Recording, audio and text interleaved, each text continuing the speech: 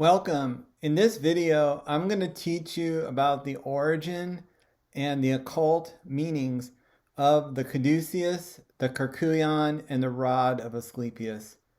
These are ancient symbols that have survived through to modern times. The Caduceus is a symbol of medicine in the United States. The Kyrkouion is a symbol of Mercury in alchemy and also in astrology. And the rod of Asclepius is a medical symbol that's recognized worldwide. So in this talk, I'm going to explain the origin of these symbols, the esoteric or occult meaning of the symbols, and then we're going to touch on which symbol is the appropriate symbol for modern day medicine, because there's controversy about that. All right, so to my surprise, I discovered that a lot of highly intelligent educated people did not know what these symbols were. Or they knew them, but they didn't know them by name. So I just want to briefly review. So on the left, we have the Roman god Mercury, and he carried a staff called the Caduceus. That was a wand that has a pair of wings on it. And there's also a sun disk at the top. So the sun disk is right here. There are the wings, and then there's a wand, and it has two serpents winding around it. And this is commonly used as a medical symbol in the United States, not worldwide, however. And this is the Roman god Mercury right here. Okay, we also have the Greek god Asclepius. Now, Asclepius also carries a staff called the rod of Asclepius, and it has a snake around it. And this is also a symbol of medicine, and this has a wider acceptance, and it's used around the world. It's called the rod of Asclepius. So I just wanted to just briefly touch on that. Mercury here is the god of commerce. He's the god of, he's a messenger of the gods. He can travel between the realms, between the underworld, the earth, and the upper realms. Whereas Asclepius is the god of healing. So two different gods, different roles, different cultures, different periods of time. Asclepius was earlier than Mercury. All right, going to the next slide here. Well, in order to talk about the Caduceus, we have to talk about a related symbol from which the Caduceus evolved, and that is the Kyrkouion. And this staff here is similar to the Caduceus in that it has two snakes wrapped around each other. It lacks wings, however, so you don't see any wings on this thing. And this god here, his name was Hermes. And Hermes was a Greek god, and he was the predecessor to Mercury. So these two gods are related. The god Mercury evolved from Hermes. Okay, so we have two gods with two similar staffs. The Kyrkouion evolved into the Caduceus. So in order to understand the Caduceus, we have to talk about the Kyrkouion. Now, this staff is also relevant because this became the symbol of Mercury that was used by alchemists and later by astrologers. All right, now, not many people have tried to figure out where the Caduceus came from. There was a scholar, however, I believe he was at Harvard University in the early 1900s. And his name was Frothingham. And he saw that the Kyrkouion and the Caduceus had similarities to Babylonian art. So he was an expert on ancient Babylonia and Mesopotamia, and he saw that there was a lot of art from that region of the world that bore a similarity to these two designs. And specifically, there was this one vase that he found, and this is a figure from his paper. It was called Gudæa's libation vase, and he saw a pair of snakes winding up, just like in the Caduceus and the Kyrkouion. And then he also saw that the lions on the side had wings. And so he said, okay, this vase is it. This here is what gave rise to this. So this design gave rise to the caduceus that the Romans used. All right, interesting hypothesis. However, I do not think it's very well supported. I'm going to explain why in a minute, but just briefly, Frothingham wasn't completely wrong in my opinion. He starts off on a strong note. He says that here that the Kerkuion was a fertility symbol.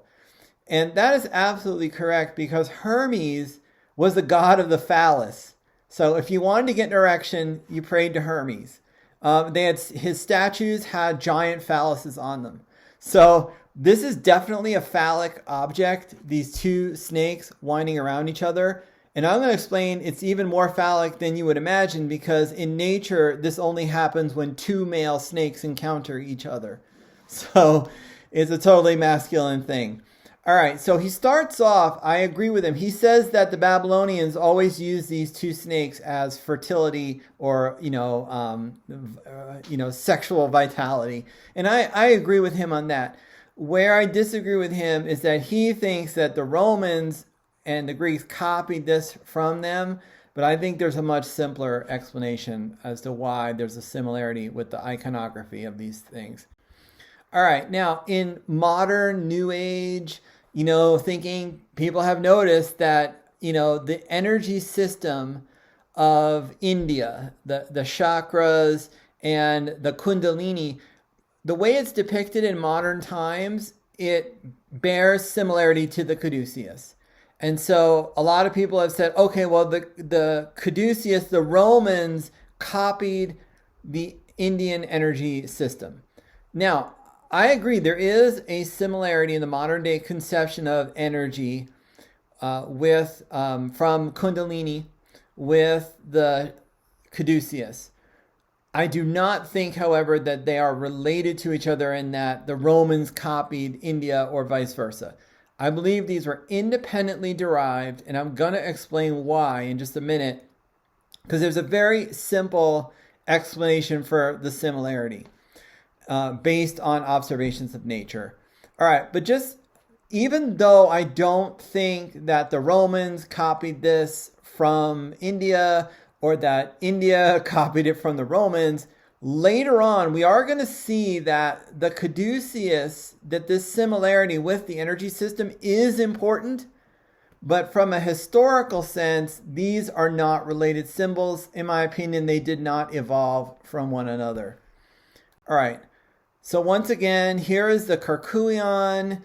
It is a staff with two snakes. Now, I'm going to explain in a little bit more detail the basic parts of this, but what you see is there's a staff, and then there's a crossbar that goes across, and then there's a disc, and then the snakes are on top. So what's happening here is that this cross represents the earth, and this is north, rising east, south, west, and north. It's also sunrise, 12 noon, sunset, and midnight. It's also the spring equinox, summer solstice, fall equinox, winter solstice. They're all in sets of 4. So this is the earthly realm here. This disc in the middle is the sun, and then these snakes are rising up from the sun. And later with the caduceus, they put the snakes lower down, and then these snakes on the top became wings. So the symbols are related. Okay, now I've been saying all along that I'm going to show you where they got this idea of two snakes from. In a modern world, the average person does not have enough exposure to the outdoors and to snakes to understand the symbolism. Especially intellectuals like Frothingham who are at Harvard, there just aren't enough snakes in that area. There are snakes, but they're just like garter snakes or little snakes. You would never even notice them. In other parts of the world, especially where these symbols came from, there are lots and lots of snakes. And snakes have a very interesting habit. In the spring, male snakes, when they encounter each other, will fight in a form of ritualistic combat. And what they do is they wrap around each other and they create a shape which is very similar to that of the Caduceus, to the Babylonian Gudea vase, to the energy system of India, and to the Kikuyan. And I'm going to show you a video right now. It's pretty cool. I found it on the internet. It's from the Smithsonian. And this is going to show you what this looks like. So these snakes will actually have this form of combat, and it's very dramatic if you see it in real life. I used to breed snakes as pets, and once I accidentally put two males together and they did this, and it was startling. And they have lots of energy when they do it. So if you were walking around and you saw a 5 foot long or 6 foot long snake, a pair of male snakes doing this, like these cobras here, they can easily be 5 or 6 feet long, it would create an impression. You'd be like, wow, that is really impressive. That's terrifying. And it's also got a lot of power. So these people in the ancient world, they did not have the extermination of all of the species like we have today. So there were lots of snakes around. They saw this all the time. And I'm convinced that this is where the symbol comes from watching snakes fight with each other in nature. Where these symbols came from, the Romans were here, where modern day Italy is. The Greeks were here. They're in the Mediterranean region. It's fairly hot in southern Italy and Greece. The Babylonians were where Iraq is. The energy system of India is from medicine is from India. That's here. These are all regions that are loaded with snakes. And the people in ancient times, they would have been very familiar with this. They would have seen this all the time, male snakes just fighting with each other. And it obviously created an impression. And I think that is the simplest explanation to explain where this idea of the pair of snakes comes from. It's not that they copied each other, although I would say that the Greeks and the Romans definitely, like the Greek Kikuyan, definitely evolved into the Caduceus. But the Babylonians and the Indian system, that was just completely independently derived because they all watched snakes. So all these three cultures, or four cultures, they all saw snakes. They all saw snakes doing that. The Babylonians saw snakes, so they made this. It made a similar impression on them as it did the Greeks: vitality, energy. People in India saw the snakes, and they likened it to the experience of the Kundalini rising. So I believe this is an independently derived symbol, and that with the exception of the Kikuyan and the Caduceus, these symbols are not related to each other, beyond the fact that they're all snakes. All right, well, the next question is, well, how did they derive the Caduceus from the Kikuyan? Like, where did they get the idea for the wings? All right, that seems a little odd. Now, we do see, however, here, though, that there is a sun disk here, and there is a sun disk here. So there's already a sun disk, and there's already a pair of snakes. So all you need to do is add some wings onto this thing, and you have the new design. So where did they get that idea from? Well, turns out that a winged sun disk was an extremely common symbol throughout this region of the world. So like in Iraq and Egypt, and the Greeks were definitely familiar with the Egyptians, so were the Romans. This winged sun was an extremely common symbol that was very widespread. Many, many cultures in that region throughout history have depicted the sun as being winged. The Egyptians even would often put a pair of snakes on the bottom right there. So it's not much of a stretch to figure out where they got the idea from the wings. They just took the Kikuyan, they added a sun disk on the top because they'd already had a sun, here. So they were like, okay, we're just going to add wings to it. And so they just took the Kikuyan, they added wings, and then there you go. You got the Caduceus. It's not much of a stretch. All right, so we talked about these symbols in general. We talked about that they are all derived from the observation in nature of male snakes fighting with each other in combat. So the next question is, well, where does the rod of Asclepius come in? Because he was the Greek god of healing, and he carried this rod that has a single snake.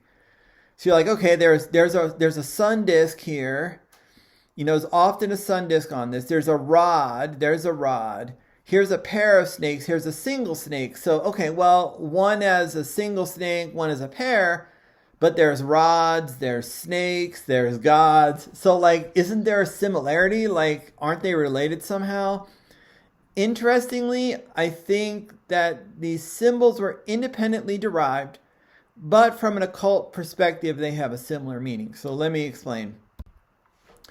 Well, first of all, this idea of the snake on a rod was widespread in the ancient world, especially in the Mediterranean region. So here is the Greek god Asclepius. He's carrying a rod with a snake. Here is Moses from the Old Testament. He's got a rod with a snake. Here is the Egyptian symbol for Waj, and this means green, but also means flourish or life. It's a papyrus stem with a snake on it. This was an extremely common symbol in this region of the world, and this symbol is pretty much universally associated with healing or health. So here we have the Asclepius. Here we have Moses with the staff with the serpent on it, and here's the Egyptian hieroglyph for the Waj, which is a papyrus wreath with the serpent. These are all roughly contemporaneous. The Egyptian hieroglyph is probably older than these two, but they're all within the ballpark of each other, and it's an extremely common, widespread symbol, and in each case it represents healing or health in various contexts. So specifically, here's the Waj, which I think they're probably all evolved from. And this word means green. And what they meant was where the Nile Delta dumps into the Mediterranean, it's green because there's a lot of silt and bacteria and stuff grow. But that Nile Delta, that region is where the Egyptians in ancient times got all of their sustenance when the Nile flooded. That's how they did their farming. So this was the source of all life. And the papyrus is one of the plants that grows in the mud of the Nile. And so they took this stem and then they put a snake on it. And then it means to flourish. It means health. But it also could mean eternal life too. And I'm going to explain why that makes sense in just a minute. But, so it's totally logical that the Greeks would adopt this idea of a snake on a pole being associated with healing, given that an older culture here widespread in the area used this to represent health and life and flourishing. So it's not a stretch at all. All right, so this symbol here, the papyrus with the snake, is very similar to the rod of Asclepius, which is the medical symbol. They're all related to health. So that seems like a pretty straightforward thing. So in summary of this part, the symbols appear to have been derived independently. The Kyrkouion was based on watching snakes fight. The Caduceus was a combination of the Kyrkouion with the winged sun disk, which was widely found in Western Asia. Then the rod of Asclepius is independently derived, probably from the hieroglyph of the Egyptians, meaning life or flourish. So even though there's a lot of similarities, it appears that they were independently derived, these symbols.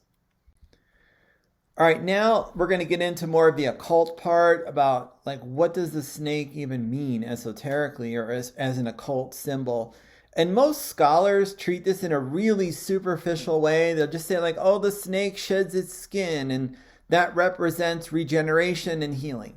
And that's true. I mean, it's definitely not wrong. But there's actually a much deeper and more profound meaning to the snake. And if you go a little further and do some research, you find it out. Or if you're familiar with snakes, you'd probably realize this.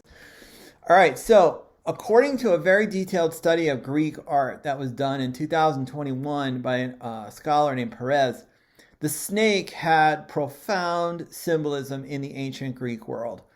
So I'll just read the quote here. The ancient Greeks perceived the existence of a special primordial force living within, emanating from, or symbolized by the snake, a force which is not more and not less than pure life. So when you see a snake and they're moving, it's very dynamic. They have a lot of energy, and it creates an impression of force and power. And apparently this is how the ancient Greeks saw this. They saw this as some manifestation of the life force itself.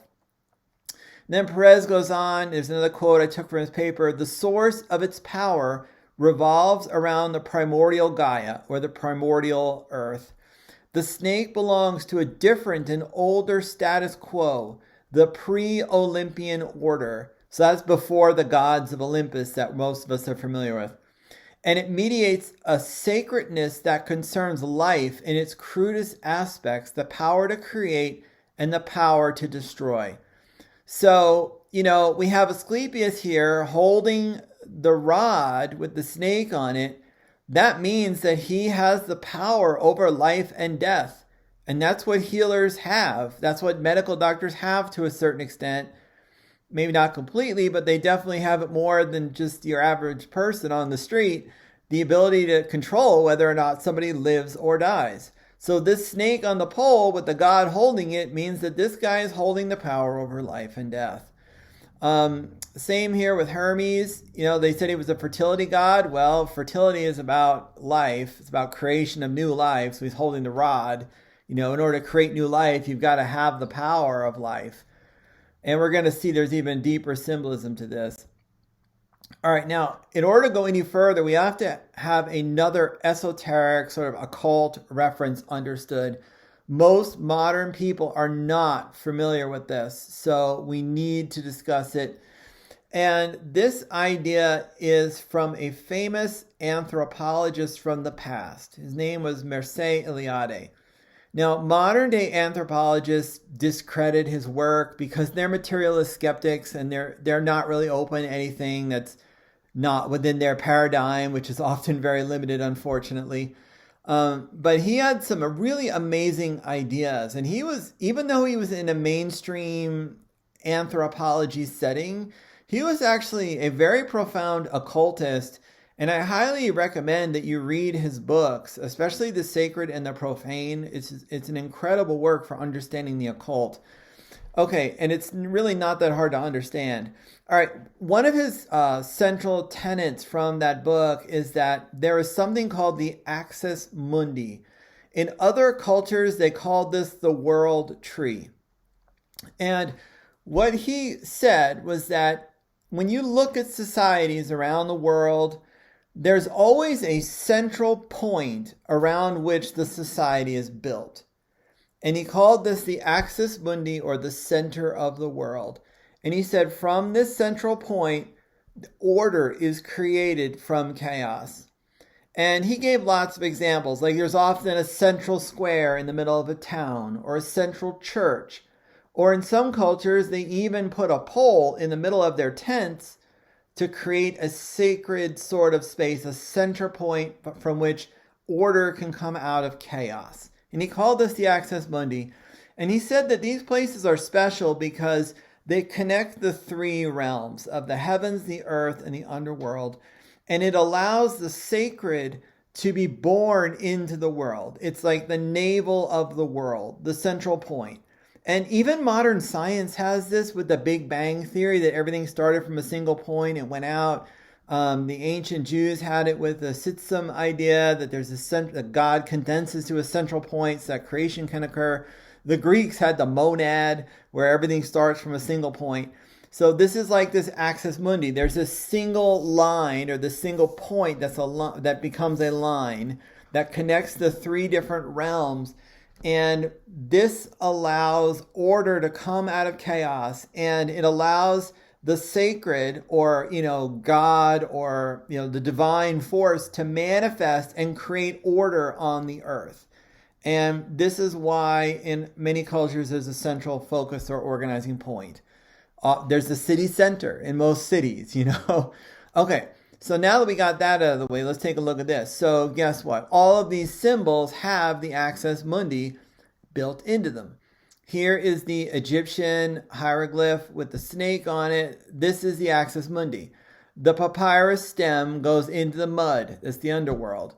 The earthly realm is where the snake is, or the life force. And that's because life is on earth. It's not in outer space. It's not under the earth, in the center of the earth. Life is on the earth. So in the earthly realm, you get the snake, you get life. And then the papyrus reaches up to the sun. It reaches up to the heavens. Same thing with the rod of Asclepius. The rod represents the axis mundi. He has it planted on the ground, so it's planted in the underworld, but it represents the earth and it has the life force, and that's because life exists on the earthly realm. And then on the top, there's often a sun disk, which it represents the heavens. Now, as a side note, this is where the dollar sign comes from an occult perspective. This is the axis mundi. This is the snake, and it represents the life force. This is the axis mundi. So what this represents is that money is the center of life, and whoever controls the money controls life, has the power to control the world. The axis mundi, the force of creation. So interesting from an occult perspective, kind of a side note, but I just had to throw it in there. Clearly it's derived from the same occult perspective that these two symbols were derived from. All right. Now, I said before the Mercury symbol was derived from the Caduceus. So here we see it. Here is the symbol for Mercury that you see in alchemy and astrology. Here is the Caduceus. So what do we got here? We have the axis mundi. Then we have the earthly realm. And how do we know this is the earth? Because there are 4 points. So this is sunrise, 12 noon, sunset. So sunrise, 12 noon, sunset, midnight. It's also the equinox, the spring equinox, summer solstice, fall equinox, winter solstice. It's also the 4 cardinal directions. Okay. So that's the earthly realm. And then we have the sun here. And then it reaches up to the heavens. So same thing going on with this. Same thing with the Caduceus here. We have the axis mundi in the center. We have the life force represented by the 2 combating male snakes there. And then the wings are going up to the heavens. Now, the interesting part is that with the Caduceus, it is not grounded in the earth. It is being held by the god, Mercury. Why is that? Because Mercury can travel between the realms. He is the messenger of the gods. He can bring people who die to the underworld. He can travel from the earth to the heavens to talk to the gods on Mount Olympus. He can travel between realms, and that's because he holds the axis mundi in his hands. He is able to travel freely between the 3 realms of the underworld, the earth, and the heavens. And the wings help him to do that because he can do it more quickly as he flies. All right, so interestingly, so we have the god of healing. He holds the axis mundi and the life force in his hands. He controls the power over life and death. And Zeus got very angry at him for this and killed him and then brought him back as the god of healing because it wasn't right for a mortal to have such power. So they had to turn him into a god to let him have the power instead. And here we go. Mercury is carrying the axis mundi in his hands, which allows him to travel freely between the 3 realms, which the axis mundi represents. Now, the next question is, okay, now that we understand where these symbols come from, what symbols are related to each other, what they mean on an occult, esoteric perspective. Next question is, well, which one is the correct symbol for medicine? Because most of the world uses the rod of Asclepius, the single snake, but in the United States, they often use the Caduceus. And who is right? There's some debate about this. Scholars have been arguing about it for a long time. So let's delve into that and see what we come up with here. All right, so I'm going to show you a few examples from famous medical journals. This one here says 1 snake or 2. The staff of Asclepius, the single snake, has represented medicine since 800 BC, and most authorities support its use as the symbol of medicine. This staff is the only true symbol of medicine. All right, well, that seems pretty convincing. It's the god of healing. It's been used since, 800 BC. Okay, that sounds pretty good. Let's see what other people say. The Lancet, that's a famous journal of medicine. a much misunderstood Caduceus and the case for an Asclepion. All right, so the Caduceus has been widely accepted as a symbol of medicine. That's the one with the wings and the two snakes. But in reality, this connection is tenuous, meaning it's very weak, and it's the result of confusion. In Greek sculpture, medicine was represented by Asclepius, the son of Apollo, the god of medicine, holding a knotted staff around which a single snake is coiled. So once again, the medical profession seems to like the old symbol because it's associated with the god of healing. Whereas the Caduceus is associated with Hermes and Mercury, gods of trade, gods of thieves, gods of the borderlands, gods of the phallus, messengers to the gods, various roles depending on Hermes or Mercury is the choice. All right, so they're not in favor of the Caduceus. They like the Asclepius too. Another one here says medical symbols, practice myths versus reality.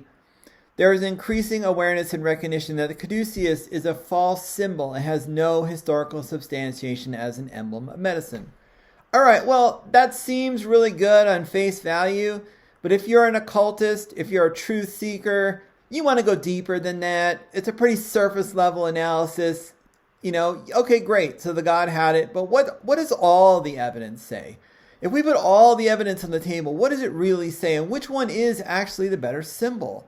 And are there other symbols that are also appropriate? Let's take a look. All right, so the Asclepian rod. What are the advantages of that one? Well, if you hold the rod, it means that you have the power over the access mundi, which means that you control life or death. And to a certain extent, that is true of the medical profession. Doctors and nurses do, to a certain extent, have some control over life and death. All right, the next thing in favor of the Asclepian rod is that it's widely accepted as a medical symbol. But now here is a problem with it, which is a very, very, very large problem if you are truly a medical professional. And I am surprised that none of you medical professionals noticed this or commented on it. It's kind of shocking because the Asclepian rod implies, or it's explicitly stating that healing is done by the gods. And that is a big no-no in modern medicine. In modern medicine is based on materialistic paradigm of science. It's all chemicals, biochemistry. It's all procedures. It's nothing about gods. Medical professionals bend over backwards to discredit prayer healing, energy healing, or any other kind of alternative healing. It's all got to be materialistic paradigm healing. So if you wear that rod of Asclepius on your medical outfit, you are saying that healing is done by the gods. That seems to be a fatal flaw of using this symbol. All right, well, let's continue. What about the Kerkuion? You're like, well, why in the world would we use that as a medical symbol? That seems really weird. Well, actually, it's not that weird. And the reason why is because it's a symbol of Mercury. And Mercury was, number one, a very important part of alchemy. And alchemy gave rise to modern day chemistry and modern day pharmaceuticals. In fact, the first chemist who made pharmaceuticals, Paracelsus, was an alchemist. Now, as a side note, he was also, killed for that because they didn't like it that he was advancing medicine beyond what they were comfortable with at the time. But his ideas from alchemy gave rise to the entire pharmaceutical industry that we have today.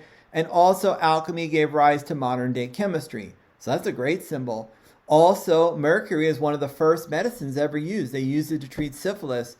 So it was one of the first medications ever created in an intentional way as medicine, beyond like herbs and things like that. So, this is actually a great symbol for medicine. And also, if you hold the Kerkuion, it's the same thing as holding the Axis Mundi. You have the power over life and death to a certain extent. So this is actually a great symbol. The only drawback against it is that it's not established as a medical symbol. That's the only thing. It's actually a much better symbol than the rod of Asclepius because this implies that healing is done through chemistry, not the gods. Okay, we're going to move on here. All right, now the Caduceus. This one actually has a lot of evidence supporting it. I'm going to go through each piece of it, so I'm going to kind of jump around on the slides here. So just like the rod of Asclepius, the Caduceus, if you hold it, it means you have the power over life and death. All right, cool. It is established as a symbol of medicine. Like I said, in the United States, some other countries, this is widely used as a symbol. All right, now here's the next part. The snakes represent what could be considered a double helix, just like the DNA molecule. So symbolically, this implies that healing is done in part through biochemistry. This actually says that science is important. We need to have science for healing. And, biochemistry, genetics, all that. That's implied with this. So that's a really cool thing. Another thing is that the Caduceus just happens to look like an immunoglobulin, which is part of our human immune system that protects us from germs and diseases. So this implies that modern day medicine works by stimulating our body to heal itself, and that our body plays a role in healing. The doctor, the nurse, they do procedures, they give us medicines that help, but at the end of the day, our body has to respond to them and have a healing response, and the Caduceus reflects this very nicely. Okay, now I talked about how I don't think these symbols are related, but their similarity is important in this context because modern day medicine is starting to slowly come to the realization that, hey, wait a minute, this energy stuff, there may be something to it. We're not quite willing to accept it yet, but they're starting to. So, for example, a lot of hospitals will have Reiki available as an outpatient thing, or they'll have people do meditation, or they'll do acupuncture for people. So this implies that energy is important, and it also shows the direction of future medicine that's going to integrate biochemistry, pharmaceuticals, scientific materialistic approach with energy healing, with the body also healing itself. So this Caduceus symbol represents a very holistic approach to healing that recognizes the contributions of modern day science. It recognizes the contribution of energy medicine. It recognizes the contribution of the body's own role in the healing process. So very, very, very important. Finally, another positive is that, he was the god of commerce, Mercury. But guess what? Modern day medicine does not function without commerce. If you don't have money coming from business and government, you do not have modern day medicine. Who makes the drugs? Who trains the doctors? Who gives people licenses? It's all based on financial transactions. It's all about money. And if there wasn't money, there would be no modern day medical system. So Mercury is the perfect representation of this because commerce is the reason why modern day medicine exists. All right. So the only thing that I can find against this symbol is the fact that it does not have worldwide recognition. But if you're going to choose between the rod of Asclepius, the Kyrkouion, and the Caduceus, the absolute winner is the Caduceus. This is, without a doubt, the best symbol to represent modern day medicine because it, like I said, implies that medicine is based on materialistic advances in science, such as biochemistry, genetics, etc. That we need to incorporate Eastern energy healing modalities in to make medicine more complete. It also implies that the body plays a role in healing itself, and it reflects clearly the fact that modern day medicine is tied into commerce and money. So this is, if you're going to choose a symbol from the past that's an occult symbol, this is the best one. Also, if you hold it, you're holding the power over life and death, which, to a certain extent, modern day medical professionals do. So this is a great symbol for healing, and the Caduceus should absolutely be used worldwide. And the arguments in favor of the rod of Asclepius are based on ignorance, based on a very simplistic idea that, well, in the ancient times, the god of the Greeks had the Asclepius, so that means it's the right symbol. that is a very superficial surface level analysis that does not really have very good support. Anyway, I hope you enjoyed this video. All this information is in an essay that I wrote. It's titled here, The Caduceus, the Herculean, and the Rod of Asclepius. This is available on Amazon.com, and you can easily find it. And I hope you enjoyed this video. Please post your questions and comments. I'll gladly answer them. And thank you for delving into the mysteries of the occult with me on this day. And have a wonderful experience for the rest of the day. Bye.